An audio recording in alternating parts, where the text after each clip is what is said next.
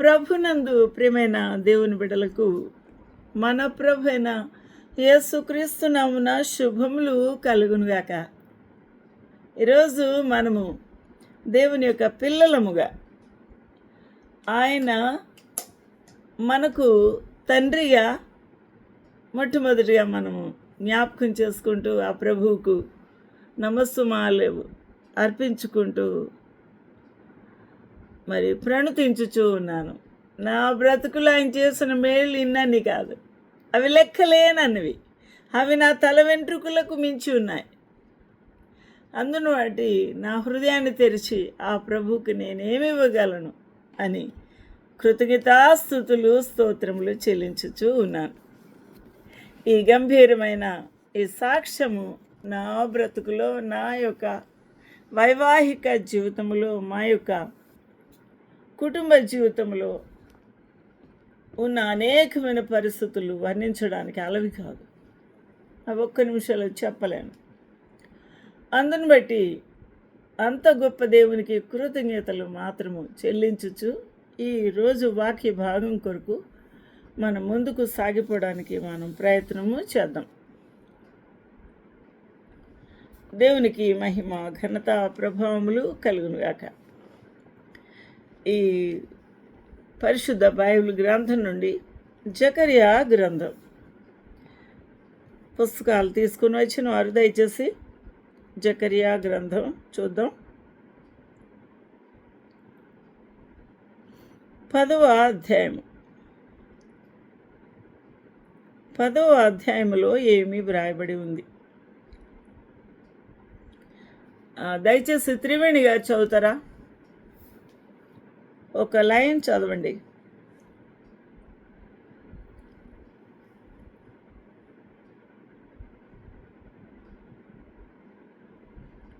త్రివేణి గారు.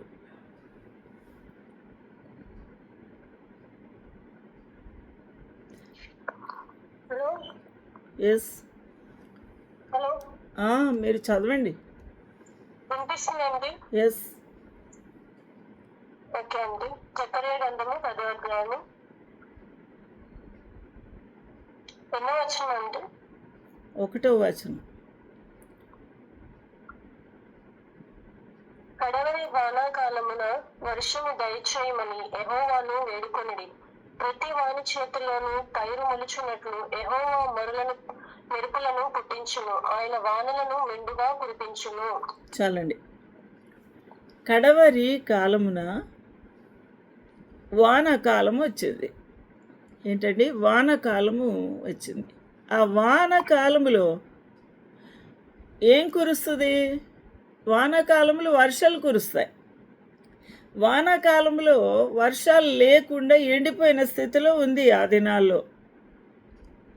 ఆ కడవరి కాలంలో, రానున్న కాలంలో జరగబోతున్న సంగతి అది. వర్షాకాలమే అయినా ఎటువంటి వర్షాలు లేవు. ఎక్కడ చూసినా పక్కున పగిలిన, వీగిన ఆ భూమి, నీరు కరువై దాహముతో ఎదురు చూస్తున్న భూమి. కాబట్టి చాలా వేదనతో ఎండిపోయిన స్థితిలో మానవులు, ప్రాణులు, పంటలు, భూమి సమస్తము కూడా ఎండిన స్థితిలో అది వానకాలమైనప్పటికీ వర్షము లేదు అని అర్థమవుతూ ఉంది. కాబట్టి దయచేయమని యెహోవాను వేడుకునుడి. వర్షము అనేది దయచేయుట ఎవరి వశములో ఉంది? కొంతమంది అంటున్నారు మేఘాల మీద మరి ఆర్టిఫిషియల్ మేఘాలు సృష్టించి వర్షము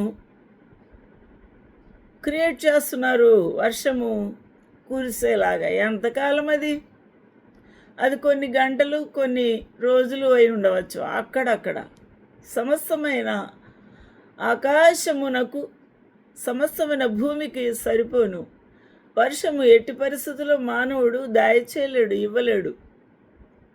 ఆయన జ్ఞానము కొద్ది మట్టుకే, అంతంత మట్టుకే. సమస్తం నేను చేసేస్తానంటాడు. టెస్ట్ ట్యూబ్ బేబీ కూడా చేసేస్తానంటాడు.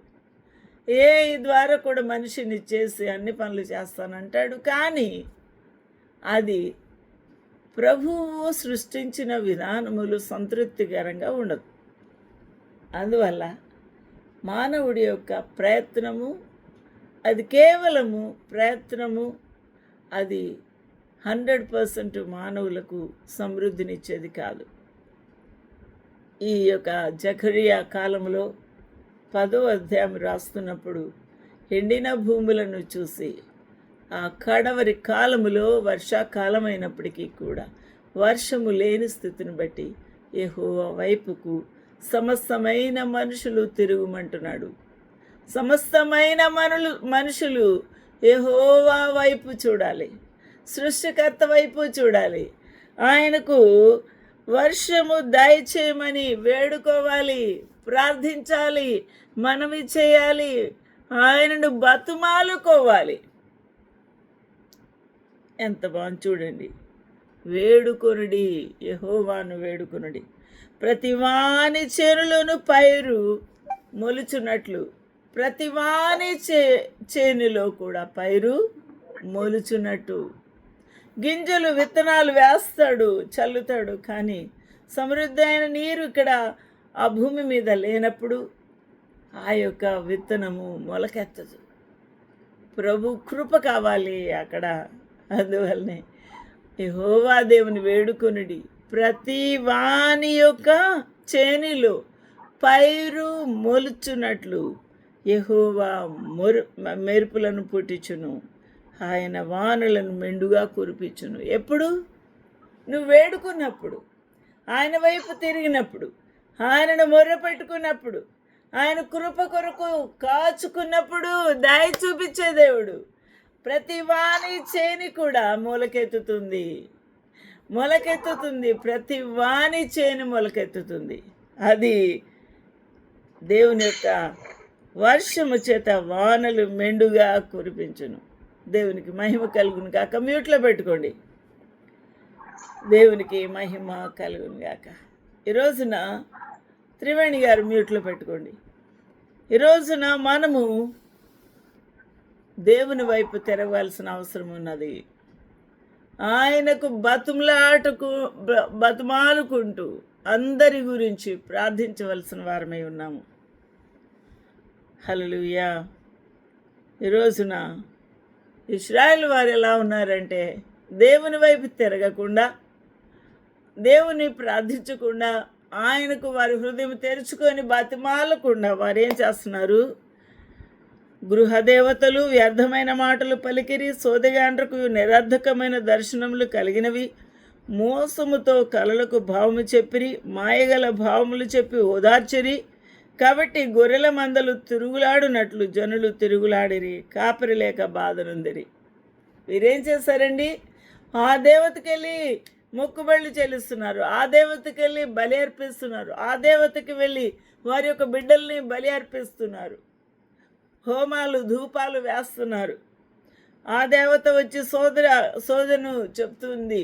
ఆ యొక్క మరి వారు అబద్ధపు దర్శనములు చెబుతూ ఉన్నారు, మోసముతో కలల భావము చెబుతూ ఉన్నారు, మాయాభావములు చెప్పి మనుషులను ఓదార్చుచూ ఉన్నారు. వారు కాపరి లేని గొర్రెల వలె ఇటు అటు తిరుగుతున్నారు. దేనికోసము? వర్షము కోసం. దేనికోసము? వారి యొక్క పొలములో పైరు మొలకెత్తునట్టు. దేనికోసము? వారు పరుగులు పెడుతున్నారు. దేనికోసం? ఇటు అటు తిరుగుతున్నారు. వారి యొక్క పొలమంతా కూడా ఎండిన స్థితిలో ఉన్నది. వారి యొక్క జీవులు అనగా ప్రాణులు, పశువులు, పనివారు అందరూ కూడా నీరు లేక వారు వేదన చెందుతూ ఉన్నారు. అయితే నీటి కోసము, పంటల కోసము, శుభకార్యముల కోసము దేవతలకు బలి అర్పిస్తూ ఉన్నారు. ఈరోజున అది ఎంత ఏహ్యమైనది, ప్రభు అసహ్యించుకొనున్నది. వీరెవరు? ఇశ్రాయేల్ వారు దేవుని యొక్క స్వాస్థ్యము. వీరెవరు? దేవుని యొక్క పరిశుద్ధ జనాంగము. వీరెవరు? దేవుని యొక్క సొత్తు అయిన ప్రజలు. అయినప్పటికీ కూడా దేవుని వైపు తిరగక, యెహోవా వైపు తిరగక, ఆయనను బ్రతిమాలు కొరకక, ఆయన పాదాల దగ్గర వారి తప్పులు ఒప్పుకోక వారు దేవతల వైపు తిరిగి ఉన్నారు. అందుకనే దేవుని యొక్క ఉగ్రత, నా కోపాగ్ని మండుచు కాపరుల మీద పడును. కోపాగ్ని, దేవుని యొక్క కోపాగ్ని మానవుడు తాళలేడు నా ప్రియులారా. అయ్యో భయంకరము. సైన్యములకు అధిపతియగు యెహోవా తన మందయగు యూదా వారిని దర్శించి వారిని తనకు రాజకీయములగు అశ్మముల వంటి వారినిగా చేయును. ఆయన మళ్ళీ ఏమంటున్నాడు? ఆ యొక్క గొర్రెల వైపు, ఆయన మంద వైపు, వారు చేస్తున్న దుర్మార్గపు కార్యాలన్నీ పక్కకి వైదొలిగించుకొని ఆయన మళ్ళీ ఏం చేస్తున్నాడు? తన మంద వైపు ఆయన తిరిగి వారిని దర్శించి వారికి ఏం చేస్తున్నాడు? బలమైన ఆహారం పెట్టి బలమైన గుర్రాలుగా చేస్తాడంటున్నాడు. ఎంత గొప్ప దేవుడు అండి. మనం ఆయన మరిచిపోయినప్పటికీ కూడా, ఆయన దుఃఖపెట్టినప్పటికీ కూడా, ఆయన దేవతలను ఆకర్షించుకొని ఆ వాటి వెంబడి వెళ్ళి వాటికి మనము తల ఒగ్గినప్పటికీ కూడా ప్రభువు చూసి మనల్ని కనికరించి మనల్ని దర్శిస్తే దేవుడు, తన ప్రియులని ఇశ్రాయేలు వారిని దర్శించే దేవుడు. ఎంత గొప్పగా ఉంది ఆయన ప్రేమ, వర్ణించాలవి కాదు. హల్లెలూయా. దేవునికి మహిమ ఘనత ప్రభావములు కలుగునుగాక. ఈ రోజున లోకమంతా కూడా అల్లకల్లోలంగా ఉంది. లోకములో సమాధానము లేదు, లోకములో శాంతి లేదు, తృప్తి లేదు. ఎక్కడ చూసిన వైరాలు, కలహాలు, ద్వేషాలు, కపటాలు. ఇటువంటి భయంకరమైన స్థితిలో మానవుడు ఉన్నాడు. కాబట్టి ఈ స్థితిలో మన ప్రభు మనకు సహాయం చేస్తేనే తప్ప మనం బయటికి రాలేము, విడుదల పొందలేము. ఈ రోజున ప్రభు సహాయం కొరకు వేడుకోవాల్సిన వారమై ఉన్నాము. కడవరి కాలం ఇది. నిన్నటి దినమందు నాకు విషయం తెలిసింది. తెలంగాణలో ఉన్న అన్ని చర్చెస్లో ఎవరికైతే కలెక్టర్ పర్మిషన్ లేకుండా చర్చిలు కట్టి నడిపిస్తున్నారో అవన్నీ లిస్టు తీసుకొని అవన్నీ తగిన సమయం లోపల రిప్లై రాసి వారికి సమర్పించాలి. తర్వాత వాటిని కొల్లగొట్టాలి, కూల్చివేయాలని ప్రణాళిక వేసి గవర్నమెంట్ వారు తాకీదులు ఇచ్చారట. ఈరోజున 500 చర్చిలు కన్నా ఎక్కువ ఉన్నాయి. ఎక్కడ? ఆకువీడు ప్రాంతాల్లో. ఆ చర్చిలు కూడా లిస్టులో పెట్టేస్తారు. ఏంటిది? అరాచకం. ఏంటిది? వారి యొక్క బలత్కారం, వారి యొక్క గొప్ప పరిపాలన అని హిందూ దేశముగా స్థిరపరచాలని వారు గాండ్రించుచూ ఉన్నారు. గర్జించు సింహం వలె ఎవరిని మింగుదునా అని వాడు తిరుగుతూ ఉన్నాడు, తిరుగులాడుచూ ఉన్నాడు. ఈరోజు మనం వేడుకోవాల్సిన వారంగా ఉన్నాం. ఆలోచించేద్దాం. ఎంత దారుణం అండి. ఏ దేశంలోనో ఎక్కడో చర్చిలు కూలుస్తున్నారట, ఏ దేశంలోనో పాస్టర్లు కొట్టారట అంటే అది న్యూస్ లాగా చదువుకొని అనేకులకు పంపించేవాళ్ళం. ఇప్పుడు మనకే వచ్చేసింది కదా, ఇప్పుడు మన ప్రాంతాలకే వచ్చింది కదా. మన ధర్మం ఏంటి? ఆలోచించేద్దాం, ప్రార్థిద్దాం, వేడుకుందాము. ప్రభుకి ఆయాసకరమైన ప్రతి పాపాన్ని ఒప్పుకుందాము. ప్రభువు తన యొక్క కాపుదలనిచ్చులాగున ఆ గవర్నమెంట్ ఎవడు పిచ్చివాడిస్తున్న ప్రతి అధికారపు ఆ యొక్క తాకీదులు కొట్టివేయలాగున సుప్రీంకోర్టు వారికి కళ్ళు తెరిచేలాగు ఆయన గొప్ప కార్యము చేయలాగున ప్రార్థన చేద్దాం. ప్రభు మనకు సహాయము చేయునుగాక. ఆమేన్.